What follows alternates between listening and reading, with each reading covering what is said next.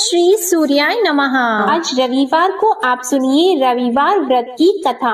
प्राचीन काल में एक राजा था और एक रानी थी। उनके पास सिपाही, घोड़े, दासियां, दास, धन दौलत सब कुछ था, सिर्फ उनकी संतान नहीं थी। इसी कारण वे दोनों राजा रानी बहुत दुखी रहते थे। संतान प्राप्ति के लिए उन्होंने हर तरह के दान, धर्म, धार्मिक अनुष्ठान, जप, मंत्र, पूजा पाठ आदि सब किया, लेकिन इससे उनका कोई फायदा नहीं हुआ। जब राजा और रानी वृद्ध होने लगे तो दोनों को बहुत ही चिंता हो गई। वे दोनों सोच में पड़ गए कि अब हमारे इतने बड़े राज्य का क्या होगा, कौन बनेगा इस राज्य का वारिस, कौन लेगा प्रजा की जिम्मेदारी। राजा और रानी दिन रात इसी चिंता में घुटने लगे। उन्हें खाने और पीने की भी सुध नहीं रहती थी। तो एक सुबह राजा के दरबार में एक साधु आता है तो दासी रानी को इत्तला करती है।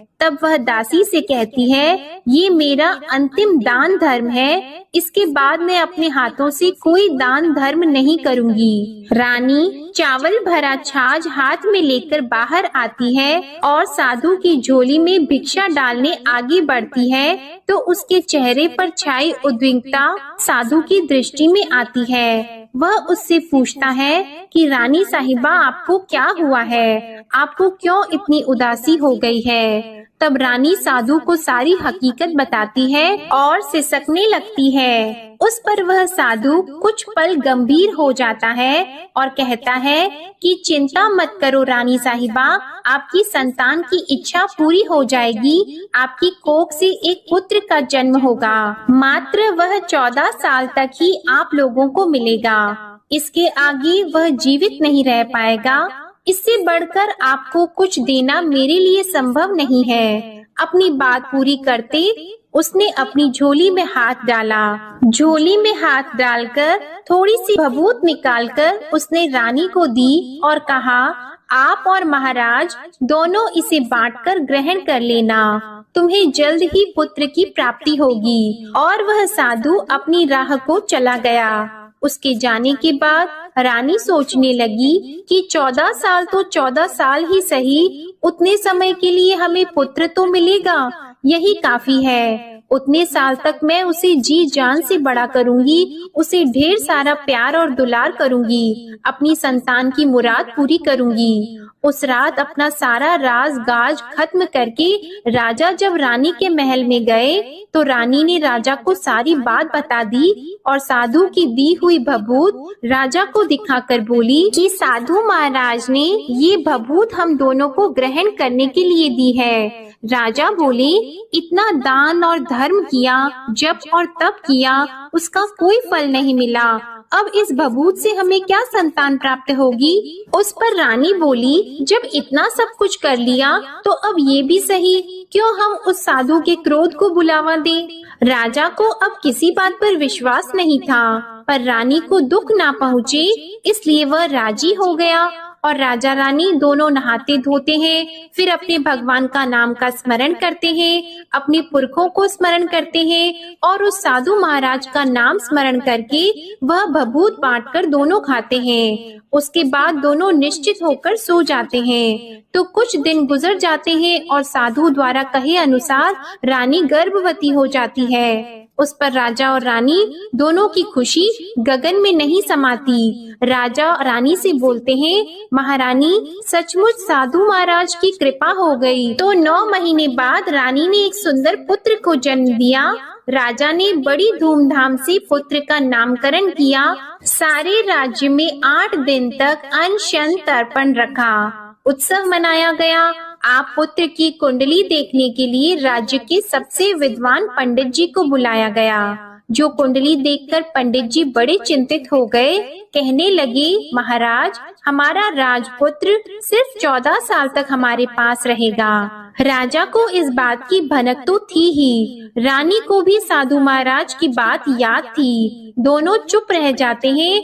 उसके बाद राजा और रानी बड़े प्यार से बेटे की परवरिश करते हैं, उसकी हर ख्वाहिश पूरी करते हैं और थोड़े समय के लिए ही सही भगवान ने संतान की अपनी मुराद पूरी कर ली। इससे वे समाधान मानते हैं। राजपुत्र दिन प्रतिदिन बड़ा होता है। जब वह 7 साल का हो जाता है तो राजा एक अच्छे गुरु की नियुक्ति करके उसे पढ़ाई लिखाई, घुड़सवारी आदि 12 विद्याओं का शिक्षण देते हैं। जब वह सब शास्त्र विद्या में पारंगत हो जाता है और 12 साल की उम्र का हो जाता है, तब एक अच्छी सी राजकन्या खोजकर उसकी शादी करा देते हैं। तो 2 और साल बीत जाते हैं। बेटा 14 साल का हो जाता है। एक दिन राजपुत्र राजा से बोलता है, पिताजी, मैं अपना सारा राज्य घूमकर देखना चाहता हूँ। आज तक मैंने सिर्फ इस रजवाड़े के अतिरिक्त कुछ देखा नहीं है।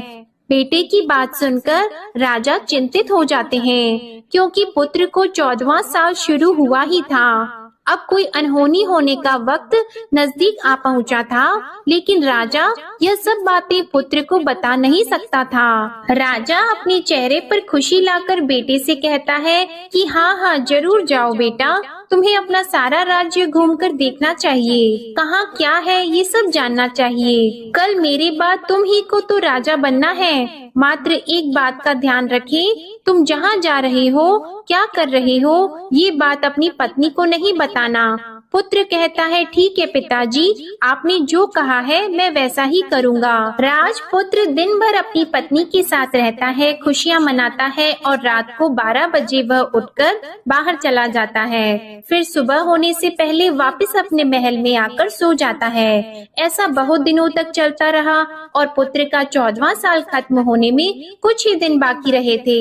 इतने में उसकी पत्नी यानी छोटी रानी रात में जाग जाती है। वह देखती है कि बिस्तर पर राजपुत्र नहीं है। वह महल में सब जगह देखती है तो राजपुत्र कहीं भी नजर नहीं आते।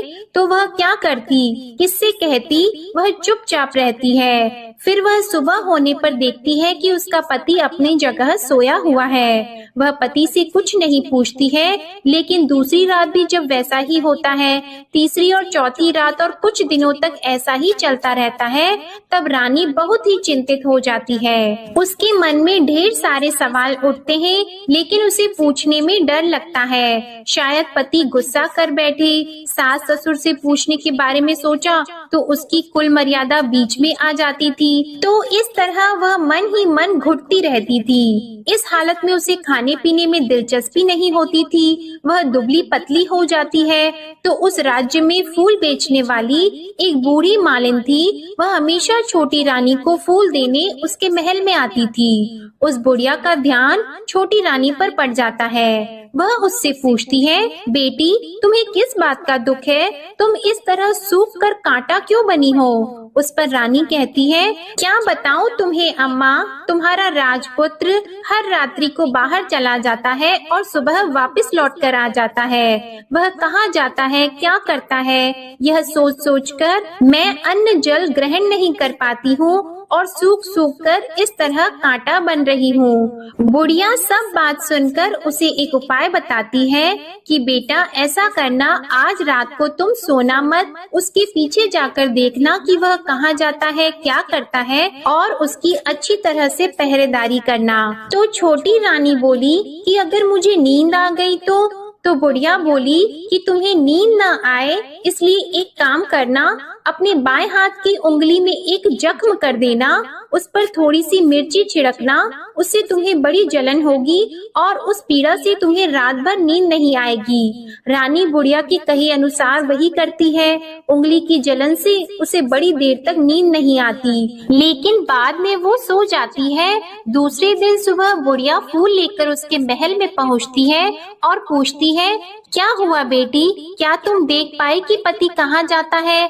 रानी कहती है, नहीं अम्मा, पहले कुछ समय जलन के कारण मुझे नींद नहीं आई, पर कुछ देर के पश्चात मैं सो गई। बुढ़िया कहती है, कोई बात नहीं, आज तुम उंगली पर पहले से थोड़ा बड़ा जख्म करना और ज्यादा मिर्च लगाना। तो रानी ने वैसा ही किया। परंतु वह सिर्फ पति को बाहर निकलते हुए देख पाती है, उसके पीछे नहीं जा सकती क्योंकि उसे फिर से नींद आ जाती है। दूसरे दिन सुबह बुढ़िया आती है तो उसके पूछने से पहले ही रानी रोककर कहती है, अम्मा, मैं आज भी उसकी पहरेदारी ठीक तरह से नहीं कर पाई। बुढ़िया कहती है, रोना नहीं बेटी, सब कुछ ठीक हो जाएगा। तुम आज रात जख्म और बड़ा करना और उस पर ज्यादा मिर्ची लगाना और एक काम करना कि जब वह जाने के लिए निकलता है तब उसका रास्ता रोकना। बुढ़िया ने जैसा बताया रानी ने वैसा ही किया। आज रात उसे नींद नहीं आती है। पति जब रात को महल से निकलने के लिए चलने लगता है तो वह बुढ़िया ने जैसा बताया वैसे ही करती है। दौड़कर जाकर पति का रास्ता रोकती है और कहती है, कहाँ जा रहे हो, किससे मिलने जा रहे हो, मुझे बताओ। राजपुत्र उसे समझाने की बहुत कोशिश करता है। देखो, अगर मैंने तुम्हें यह बता दिया तो मैं तुम्हें दोबारा नहीं मिल पाऊंगा। रानी कहती है, कोई बात नहीं, ना मिल पाओ, लेकिन आप रात के समय कहाँ जाते हो यह मुझे बता दो। राजपुत्र निरुपाय हो जाता है। पत्नी की जिद के आगे उसकी एक नहीं चल पाती। ठीक उसी समय उसका 14वां साल खत्म हो रहा होता है, 15वां साल लगने वाला होता है। जो होता है वह हो जाने दो, यह सोचता है और कुछ चावल मंत्रों से सिद्ध करके पत्नी को देकर कहता है कि इन चावल के दानों को हाथ की मुट्ठी में पकड़ना। पहले दाएं हाथ में पकड़े चावल मेरे ऊपर फेंकना, मैं कौन हूँ तुम्हें पता चल जाएगा। बाद में बाएं हाथ में पकड़े चावल मेरे ऊपर फेंकना, मैं जैसा था तुम्हें मिल जाऊंगा। लेकिन यदि तुम बाएं हाथ के चावल मेरे ऊपर फेंकना भूल गई तो मैं तुम्हें कभी नहीं मिल पाऊंगा। रानी ने कहा, नहीं भूलूंगी। रानी बड़े आत्मविश्वास के साथ यह कहकर दाएं हाथ में पकड़े चावल पति के ऊपर फेंक देती है तो राजपुत्र एकदम एक विशाल घोड़ा बन जाता है। एकदम उम्दा सफेद गर्दन पर लंबी अयाल देखते देखते वह तेजी से दौड़ने लगता है। रानी उस घोड़े को एकदम भौचक्की होकर देखने लगती है और पति ने बाएं हाथ के चावल फेंकने की जो बात कही थी वह भूल जाती है। उसकी आंखों के सामने घोड़ा महल से बाहर निकलकर चला जाता है। घोड़ा जो महल से बाहर जाता है तो वापस नहीं आता। अब रानी को बड़ा पश्चाताप हुआ। वह स्वयं को कोसने लगती है, लेकिन अब उसका कोई फायदा नहीं होने वाला था। राजपुत्र अब वापस नहीं आने वाला था। सुबह होते ही महाराजा को सब बात पता चली। उन्हें बहुत दुख होता है। वे बिस्तर पकड़ते हैं और राह देखते हैं कि एक दिन उनका बेटा वापस आ जाए। इस तरह 1 महीना गुजरता है, 3 महीने गुजरते हैं, आखिर 6 महीने पूरे हो जाते हैं। राजपुत्र का कोई अता पता नहीं चलता।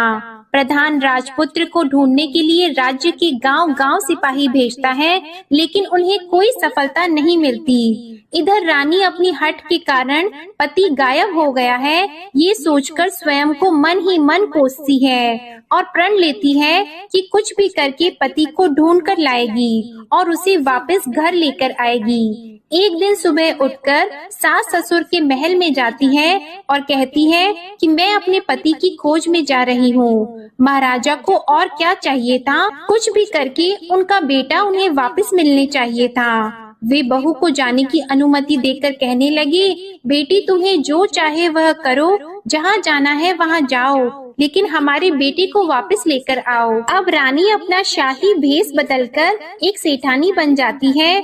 कुछ दासियों को, कुछ नौकरों को साथ ले लेती है, कुछ सामान साथ ले लेती है और राज्य की सीमा पर जाकर वहाँ एक भोजनालय खोल देती है। वहाँ आने वाले सब यात्रियों को खाना मुफ्त में देने लगती है। मात्र एक शर्त रखी कि खाने वाले को उसकी देखी हुई कोई अजीब चीज उसकी मालकिन को यानी राजकन्या को बतानी पड़ेगी। तो वहाँ आने वाला हर नागरिक अपनी तरफ से मैंने ये देखा, मैंने वह देखा कहकर वहाँ से मुफ्त खाना खाकर जाता था। परंतु रानी को जो बात चाहिए थी वह अब तक नहीं मिली थी। ऐसे ही कुछ दिन बीत गए तो रानी के महल में फूल लेकर जाने वाली बुढ़िया के एक बेटा और बहू थे। उनका एक छोटा बेटा था, यानी बुढ़िया का एक पोता था। तो बेटा और बहू सुबह काम के लिए निकलते थे तो पोते को संभालने की जिम्मेदारी बुढ़िया पर रहती थी। दिन भर पोते को संभालती थी। एक दिन बुढ़िया को पान खाने की आदत थी, तो पान लगाने के लिए चूना चाहिए था। वह उसे तैयार करने के लिए सीपियाँ लेकर आई। इन सीपियों को भूनने के लिए गोबर के कंडे चाहिए थे। कंडे इकट्ठा करने के लिए वह बांस की टोकरी लेकर चरवाहे के मैदान में गई। वहाँ बहुत सारे कंडे थे। उन्हें जमा करते करते उसे घर आने में अंधेरा हो गया। इस ओर शाम होते ही काम से वापस आकर बेटा और बहू घर पहुँचे तो देखा कि बच्चा घर पर अकेला है और रो रहा है। वे दोनों गुस्से से लाल पीले हो गए। इतने में बुढ़िया घर आ पहुँची। बेटे ने पूछा, पोती को घर अकेला छोड़कर कहाँ गई थी? बुढ़िया बताने लगी कि मैं गोबर के कंडे इकट्ठा करने गई थी। इस पर बेटा बोला, दोबारा बच्चे को अकेला घर पर छोड़कर यदि कहीं गई तो मैं तुम्हें बहुत पीटूंगा। बुढ़िया कहने लगी, नहीं बेटा, फिर कभी ऐसा नहीं करूंगी। लेकिन दूसरे ही दिन बुढ़िया वह बात भूल गई और फिर चरवाहे के मैदान पर कंडे इकट्ठा करने चली गई। शाम को जब बेटा और बहू काम से वापस लौटे तो देखा कि बच्चा घर पर अकेला है और रो रहा है। अब उसके बेटे की सहन शक्ति खत्म होने लगी और बुढ़िया के वापस आने पर उसे घर से निकाल दिया। बुढ़िया रात भर घर के बाहर अंधेरे में बैठी रही और सुबह होते ही हाथ में टोकरी लेकर कंडे इकट्ठा करने के लिए निकल गई।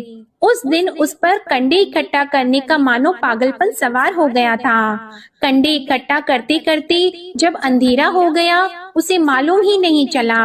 उसे जब ध्यान आया तो गांव का रास्ता भी ठीक तरह से दिखाई नहीं दे रहा था। वह अंधेरे में आंखें फाड़कर देखती देखती किसी तरह आगे निकल पड़ी तो एक कपिला गाय छन छन की आवाज करते गली की घंटी बजाते ठुमक कर उस मैदान पर आ गई। उसे देखकर बुढ़िया सोचने लगी कि इस गाय के पीछे पीछे जाऊंगी तो गांव तक पहुंच जाऊंगी। तब बुढ़िया उसके पीछे पीछे जाने लगी। वह गाय उस मैदान से लेकर एक एक करके 6 मैदान पार करती है। आखिर में वह 7वें मैदान तक पहुंचती है तो क्या होता है कि उस मैदान पर एक बड़ा सा पत्थर है। गाय जाकर उस पत्थर को अपना सींग मारती है। जब गाय ने सींग मारा तो वह पत्थर दूर हट गया और पाताल में नीचे जाने की सीढ़ियां दिखाई देने लगी। तब वह गाय उन सीढ़ियों से नीचे जाने लगी। बुढ़िया वह सब देख रही थी और झट से जाके गाय की पूंछ को पकड़ लिया। वह गाय के साथ नीचे पाताल में पहुंच गई और तुरंत ही गाय की पूंछ छोड़ दी और इधर उधर देखने लगी। उसने देखा कि वहाँ दीप और दिए जलते हैं और तेज रोशनी गाय के ऊपर पड़ती है और वहाँ अद्भुत घटनाएं घटने लगती है। गाय के नीचे जाते ही उसके गले में अपने आप सांकल पड़ गई और छमछम करके कोई दूध आड़ी में गाय का दूध दूहने लगा। लेकिन जो भी कोई वह कर रहा है वह मात्र दिखाई नहीं दे रहा है। बुढ़िया बहुत घबरा गई, कहाँ आकर फंस गई यह सोचने लगी और यहाँ वहाँ छिपने के लिए जगह ढूंढने लगी। लेकिन उसे कहीं भी जगह नहीं मिली। हर जगह उजाला ही उजाला था। तो वह एक कोने में खड़ी हो गई और जो कुछ सामने हो रहा था उसे चुपचाप देखने लगी। उसने देखा कि वहाँ एक उम्दा सफेद घोड़ा और 2 कुंड थे। उसमें से एक कुंड में उस घोड़े ने छलांग लगाई और ऊपर आ गया और उस घोड़े को अब राजपुत्र का रूप प्राप्त हो गया। उसने दूसरे कुंड के पानी में स्नान किया, वहाँ रखे नए कपड़े पहने और नजदीक ही एक सुंदर पलंग था, उस पर आकर वह बैठ गया। उसके सामने अपने आप 5 पकवानों की थाली आ गई। दूध की एक प्याली भी आ गई, 5 सुपारी आ गई। उसके सामने एक दिया जलता रहा और राजपुत्र ने खाना खाया, पानी पिया, 5 सुपारी खाई और बिस्तर पर लेट जाने से पहले सूर्य देव का स्मरण करके सामने जलते हुए दिए से पूछा, हे दीपंकर, मेरे माता पिता क्या कर रहे हैं? दिया बताने लगा, बेटे के शोक में डूबे हैं। राज कौन संभाल रहा है? तो उसने बोला कि राज्य प्रधान संभालते हैं। उसने पूछा कि मेरी पत्नी क्या करती है?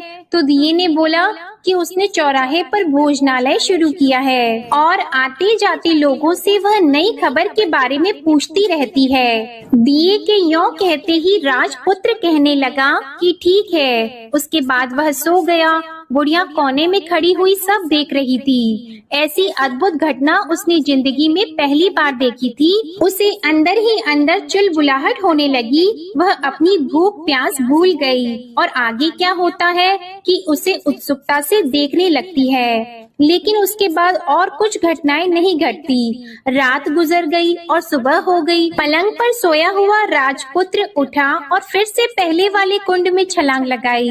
तो अब वह फिर से घोड़ा बनकर कुंड से बाहर आ गया। वह तेजी से उच्च पाताल नगरी से बाहर निकल गया, लेकिन वह कहाँ गया बुढ़िया को कुछ पता नहीं चला।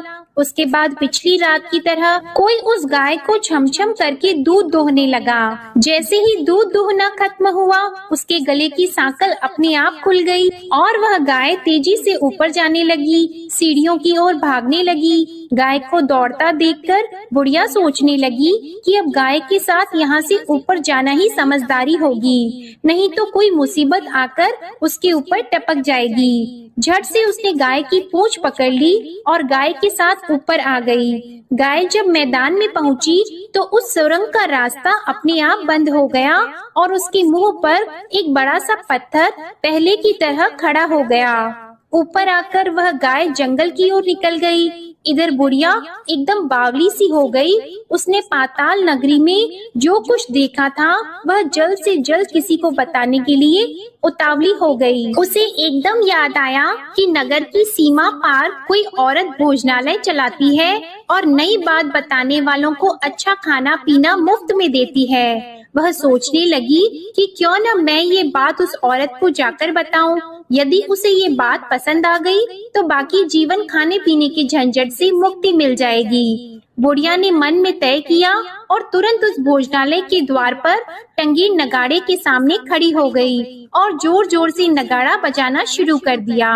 नगाड़े का इस तरह शोर सुनकर मालकिन यानी छोटी रानी मन में प्रसन्न हो जाती है कि शायद कोई बड़ी बात लेकर यहाँ आया है। रानी सिपाहियों को आदेश देती है, जाइए और जो कोई आया है उसकी अच्छी तरह खातिरदारी कीजिए। आदेश पाते ही सिपाही नीचे दौड़ गए तो एक बुढ़िया नगाड़ा बजा रही थी। उन्होंने पूछा, क्यों नहीं बुढ़िया, क्या हुआ, क्यों नगाड़ा बजा रही हो? बुढ़िया बोली, कुछ नहीं बेटा, यहाँ खाना मिलता है ना, इसलिए आई हूँ। खाना चाहिए मिलेगा, लेकिन तुझे कोई नई बात बतानी पड़ेगी। हाँ बताऊंगी, एक बात मालूम है मुझे।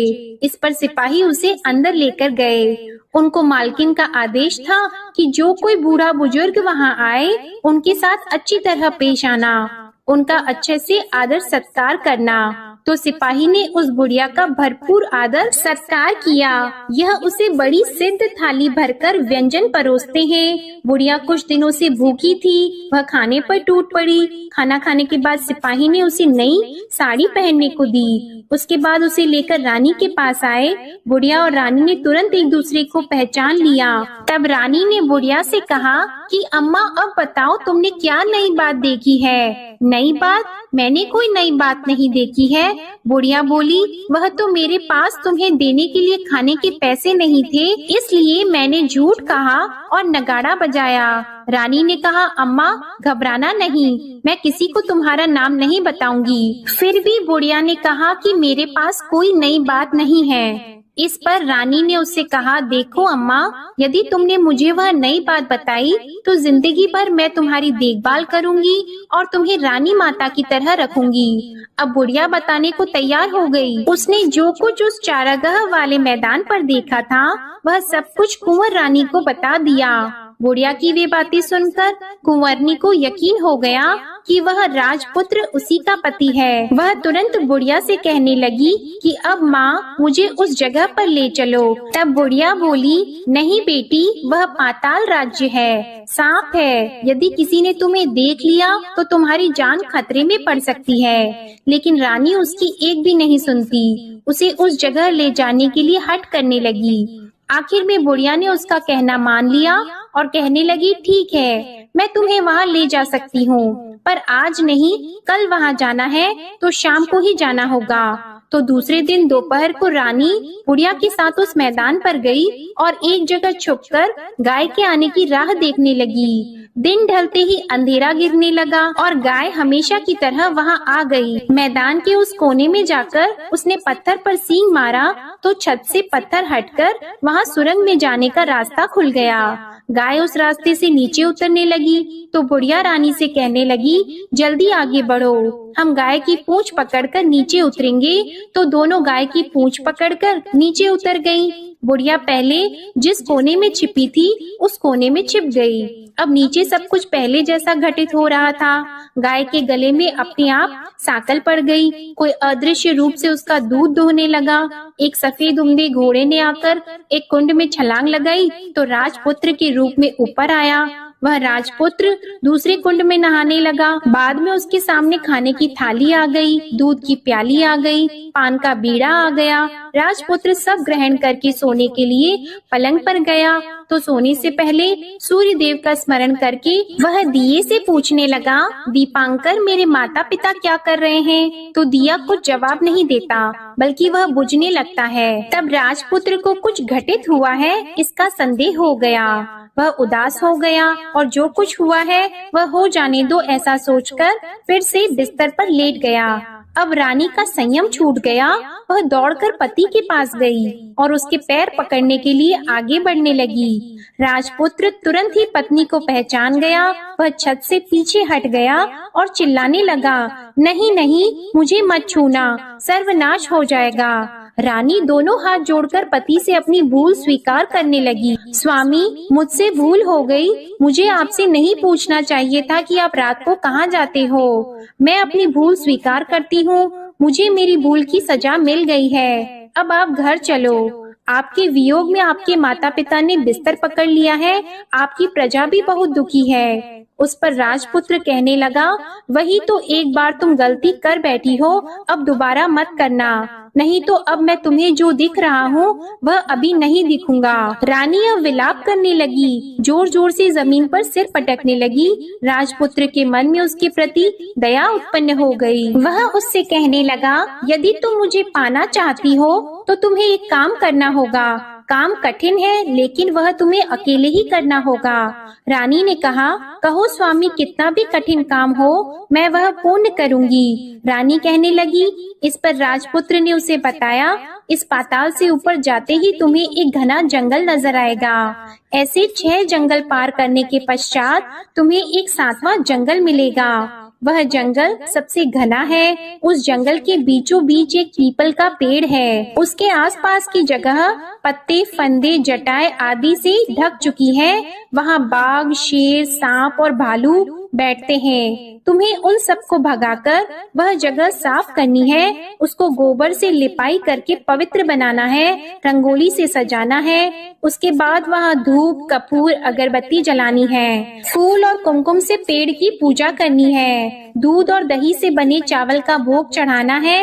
ये सब तुम्हें दोपहर को 12 बजे से पहले करना है। 12 बजने के समय तुम्हें उस जगह पर बैठकर सूर्य भगवान का ध्यान करना है। ठीक 12 बजे सूर्य भगवान का रथ वहाँ उतरेगा।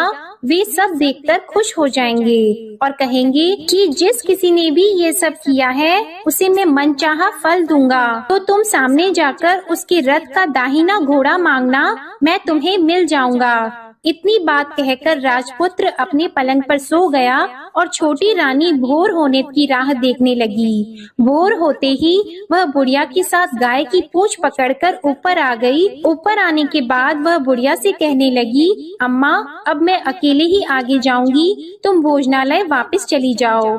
वह जंगल में जाकर राजपुत्र की बताई जगह ढूंढने लगी और स्वयं आरी से वह जगह साफ कर दी। बाद में राजपुत्र ने जैसे बताया वैसे ही लिपाई पोताई करके वापस आ गई। दूसरे दिन सुबह होने से पहले उठी और जंगल में उस जगह पहुंची। वहां जाकर इत्र और गुलाब का पानी छिड़ककर उस जगह सुगंधित धूप अगरबत्ती जलाकर उसे पवित्र किया और पूजा की सब सामग्री वहां तैयार कर सूर्य भगवान का ध्यान करके बैठ गई। जैसे कि पति ने बताया था कि दोपहर को ठीक 12 बजे सूर्य भगवान का रथ उस पीपल के पेड़ पर आकर रुका है। सूर्य भगवान ने जब रथ से नीचे देखा तो सुगंधित वातावरण देखकर वे बहुत प्रसन्न हो गए। फिर वे बोले, जिस किसी ने यह काम किया है वह यहाँ आकर आज मुझसे कुछ भी मांगे मैं उसे दे दूंगा। रानी ने जब ये शब्द सुने तो बिना समय गवाए दौड़कर उनके सामने आ गई और उनको साष्टांग नमस्कार करके बोली, भगवान वह मैं ही हूँ, मैंने ही यह जगह साफ की है। अच्छा, तो तुम्हें जो चाहिए वह मांगो। भगवान मुझे आपके रथ का दाहिना घोड़ा चाहिए। सूर्य भगवान बोले, नहीं नहीं, मैं तुम्हें और कुछ भी दे सकता हूँ, लेकिन यह घोड़ा नहीं दे सकता। मेरे रथ के 12 घोड़े हैं, तुम चाहो तो कोई और घोड़ा मांग लो, लेकिन यह दाहिना घोड़ा नहीं, वह मैं तुम्हें नहीं दे सकता। छोटी रानी ने एक नहीं सुनी, वह सूर्य देव से एक ही बात कह रही थी, वही दाहिना घोड़ा दे दीजिए, नहीं तो मैं आपके पैरों में गिरकर अपनी जान दे दूंगी। अब सूर्य देव धर्म संकट में पड़ गए। उन्होंने वचन दे दिया था, अब अपने वचन से पलट भी तो नहीं सकते थे।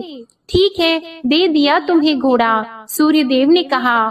फिर एक बात और भी कही, देखो मैंने तुम्हें घोड़ा तो दे दिया है, लेकिन वह तुम्हें यहाँ नहीं मिलेगा, तुम्हें उसे पाताल में जाकर लाना होगा। रानी बोली, पाताल में ही क्यों भगवान, मैं उन्हें पाने के लिए कहीं भी जा सकती हूँ। रानी को वचन देकर सूर्य देव अपने मार्ग को चले गए और इधर रानी जंगल से अपने भोजनालय में आ गई। फिर वह बुढ़िया को लेकर उस मैदान पर आ गई और जल्दी ही शाम हो गई। शाम होते ही वहाँ वह गाय आ गई और उसने सींग मारकर सुरंग का पत्थर हटाया और नीचे उतरने लगी। रानी और बुढ़िया जल्दी जल्दी उसकी पूंछ पकड़कर नीचे उतर गईं। नीचे पाताल में सब घटनाएं पहले की तरह ही घटने लगी। घोड़े का एक कुंड में नहाकर राजपुत्र बन जाना, नहा धोकर पलंग पर जाकर बैठना, तो उसे खाने की थाली, दूध की प्याली आना, पान का बीड़ा आना। लेकिन आज एक नई बात घटी। आज 2-2 थाली, 2-2 दूध की प्याली और 2-2 पान के बीड़े उसके सामने आए। वह कुछ नहीं बोला। अपने हिस्से की थाली खाकर, दूध पीकर और पान का बीड़ा चबाकर वह सोने चला गया और हमेशा की तरह दिए से पूछने लगा, दिए दिए दीपंकर, मेरे माता पिता क्या करते हैं? दिए ने बताया, वे दोनों तुम्हारे शोक में मरने की स्थिति में पहुंच गए हैं। ऐसा? झट से उसकी आंखों में आंसू टपकने लगे।